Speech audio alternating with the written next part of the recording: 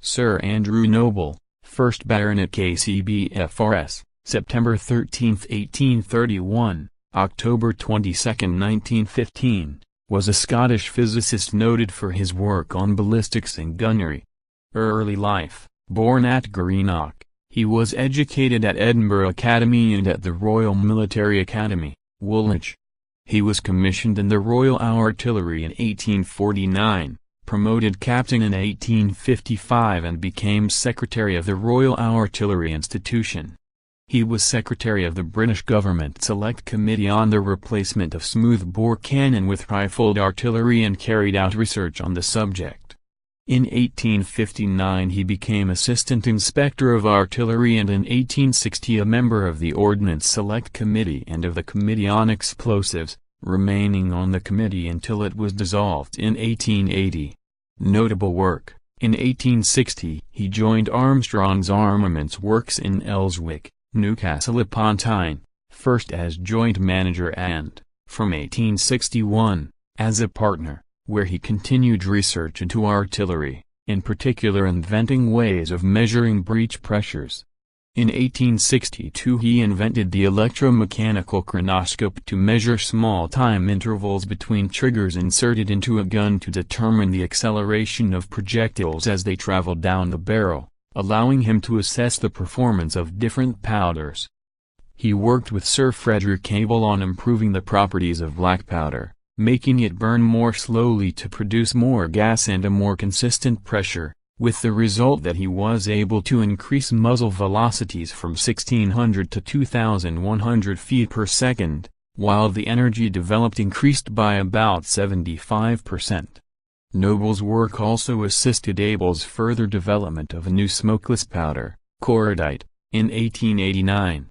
These developments required the redesign of both the guns and their mountings, manufactured by Armstrong's, which gave them a competitive advantage, ultimately helping the company expand into shipbuilding, locomotives, tanks and aircraft to become one of the world's largest armament firms by 1914. With Sir William Armstrong's effective retirement from active control in about 1890, Noble's primary role changed from scientist to businessman, formally becoming chairman in 1900, and he oversaw much of this growth of the company. Noble claimed that all the Japanese guns which sank the Russian fleet at the crucial Battle of Tsushima in 1905, had been manufactured at Elswick. At the age of only 38, he was recognized for his scientific work by being elected a Fellow of the Royal Society in 1870, and was awarded the Society's Gold Medal in 1880.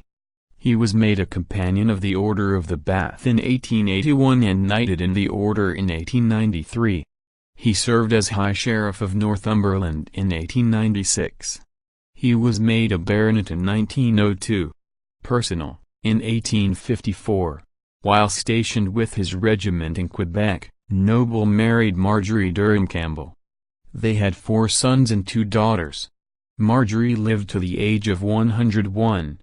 Noble's first and second sons George and Saxton became successively second and third baronets, while his third son John Noble, also involved with Armstrong's, was created a baronet in his own right in 1923. The latter's youngest son Michael Noble became a prominent conservative politician and was created a life peer as Baron Glenconglas in 1974.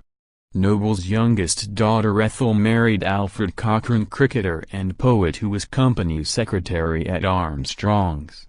Architectural patronage: Noble and his sons used their wealth to commission a number of important houses from some of the foremost architects of the day.